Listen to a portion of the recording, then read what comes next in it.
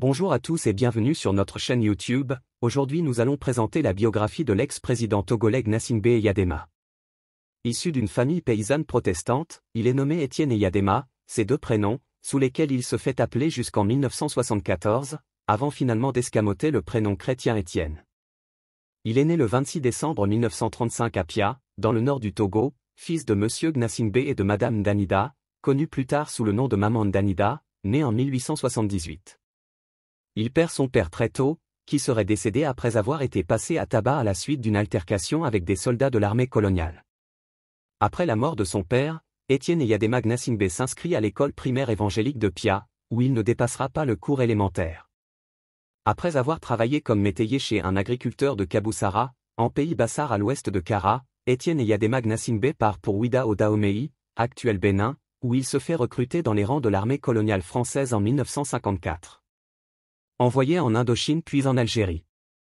À la suite de l'indépendance politique du Togo et à la fin de la guerre d'Algérie, Étienne Eyadema Gnassingbé et d'autres combattants indigènes de l'armée coloniale sont démobilisés et rentrent dans leur pays d'origine, nouvellement indépendant en 1962. Contrairement aux autres États qui ont incorporé les démobilisés de l'armée coloniale dans les toutes nouvelles armées nationales, le Togo a refusé d'incorporer les démobilisés dans la gendarmerie nationale togolaise, officiellement pour des raisons budgétaires. À l'époque, la gendarmerie comptait 300 hommes et une seule caserne à Lomé, sous le commandement de Georges Métrier, gendarme français envoyé au Togo comme coopérant et conseiller militaire du chef de l'État togolais. En janvier 1963, Étienne Eyadema Gnassingbé participe activement à l'assassinat de Sylvanus Olympio, premier président du Togo depuis l'indépendance en 1960. Il revendiquera dans la presse cet assassinat. Rejoignant l'armée togolaise, il devient le 1er novembre 1965 chef d'état-major des armées avec le grade de lieutenant-colonel. Le 13 janvier 1967, Étienne Eyadema Gnassingbé renverse Nicolas Grunitzky, second président de la République et prend le pouvoir. Le 15 avril, il devient officiellement président de la République, chef du gouvernement et ministre de la Défense. Le 13 mai 1967, il dissout tous les partis politiques. En 1969, il fonde le Rassemblement du peuple togolais, RPT, le parti unique du pays.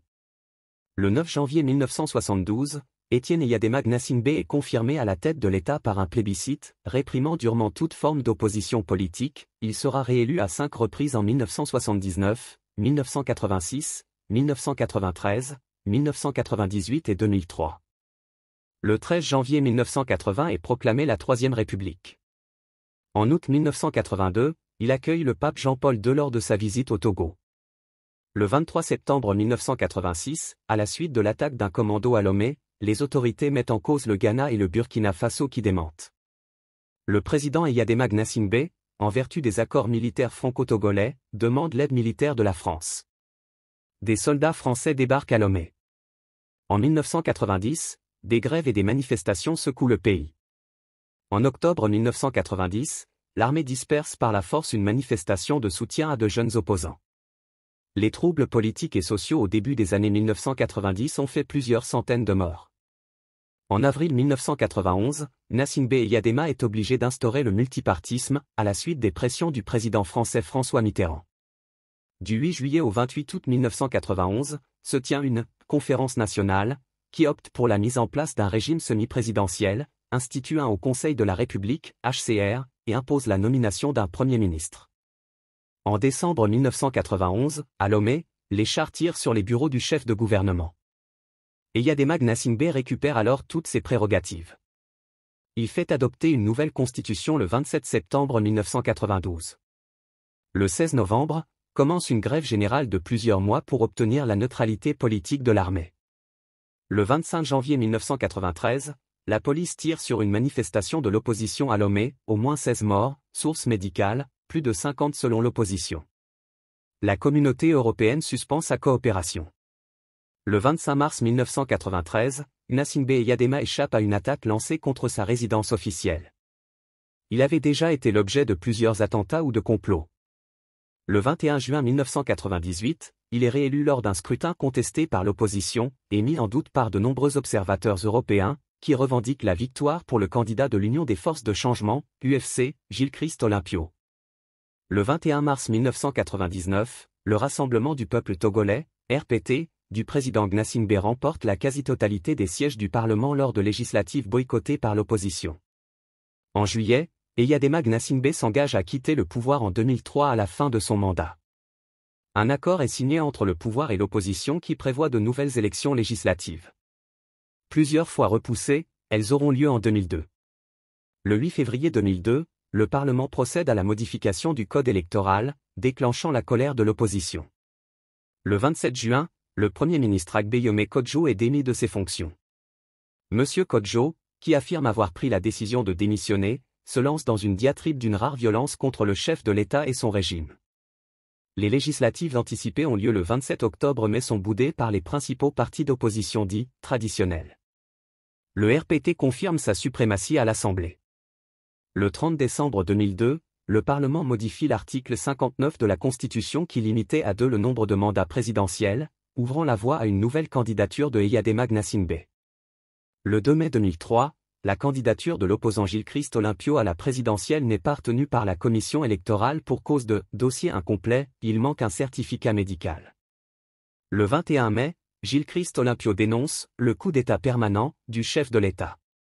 Le 1er juin, Eyadema Gnassingbé est réélu pour un 3e mandat de 5 ans avec 57,78% des voix lors d'un scrutin dont les résultats sont contestés par plusieurs dirigeants de l'opposition. Le 20 juin, il prête serment devant 7 chefs d'État africains. En 2004, à la suite de l'engagement de la tenue d'élections législatives en 2005, l'Union européenne normalise partiellement ses relations avec le Togo. Eyadema Gnassingbé meurt le 5 février 2005, victime des conséquences d'une crise cardiaque subie le matin même dans sa ville natale de Pia, à bord du Boeing 707 VIP de Executive Jet de Kinshasa, qui survole alors la Tunisie et qui devait l'évacuer à Milan pour raisons sanitaires. À l'annonce de son décès, l'avion a fait demi-tour et a atterri à Niantougo au nord du Togo. Le président français Jacques Chirac présente ses condoléances à sa famille en rappelant « Avec lui disparaît un ami de la France qui était pour moi un ami personnel ». D'après le chercheur commis M. Toulabor, Centre d'études d'Afrique noire Institut d'études politiques de Bordeaux, 38 ans durant, Étienne Gnassingbé Eyadema, ami personnel, du président français Jacques Chirac, s'est maintenu au pouvoir grâce à 2 coups d'État, un usage systématique de la fraude électorale, l'appui fidèle d'une armée noyautée par ses proches et son ethnie kabyé, de solides réseaux d'amitié à l'étranger, notamment en France, et un habile verrouillage de l'accès aux maigres ressources économiques du pays. Dès sa prise de pouvoir, par un coup d'État militaire, Eyadema Gnassingbé reçoit le soutien de la France. Il conserve ce soutien de la part des différents présidents français, de Charles de Gaulle à Jacques Chirac. Il est le fer de lance de la politique française et de la défense des intérêts français dans la sous-région. Gnassingbé Eyadema au colloque sur la promotion de la femme face aux responsabilités communales, organisé conjointement par l'Agence de coopération culturelle et technique et la Fédération mondiale des villes jumelées à Lomé au Togo du 26 au 31 juillet 1975. Les organisations de défense des droits de l'homme, tant togolaises qu'internationales, ont régulièrement dénoncé les atteintes aux droits de l'homme commises par le régime de Eyadema Gnassingbé. Le 5 mai 1999, Amnesty International, dans un rapport intitulé « Le règne de la terreur », accuse le pouvoir d'avoir exécuté des centaines de personnes et jeté leurs corps à la mer après la proclamation des résultats de l'élection de 1998. En juin 2004, la Fédération internationale des droits de l'homme, FID, accable le régime dans un rapport intitulé « Togo, l'arbitraire comme norme et 37 ans de dictature », où elle dénonce « la torture systématique dans les commissariats en toute impunité, la justice aux ordres du pouvoir, les prisons surpeuplées et les élections truquées ». François Barazé de Lanurien, ancien de la 33e Waffen-Grenadier Division de la SS Charlemagne, fut l'un de ses conseillers.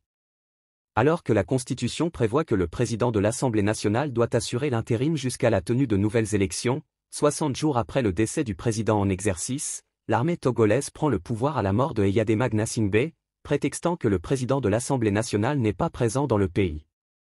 En tout hâte, le Parlement élit un de ses fils, Faure Gnassingbé, président de l'Assemblée nationale, et modifie la Constitution afin de prolonger son mandat jusqu'à la fin normale de celui de son père. L'Union africaine dénonce un coup d'État militaire. Le secrétaire général de l'ONU, Kofi Annan, demande que la Constitution soit respectée. La Fédération internationale des droits de l'homme et la Ligue togolaise des droits de l'homme dénoncent la « dictature héréditaire » dans un communiqué. Le 25 février, à la suite très certainement des pressions internationales, Faure Gnassingbé annonce qu'il renonce à la présidence, que des élections seront organisées dans les prochaines semaines et qu'il se portera candidat à la présidence. Il est élu le 4 mai 2005, puis réélu en 2010, 2015 et 2020. C'est la fin de cette vidéo, merci d'avoir regardé et n'oubliez surtout pas de mettre vos avis dans les commentaires.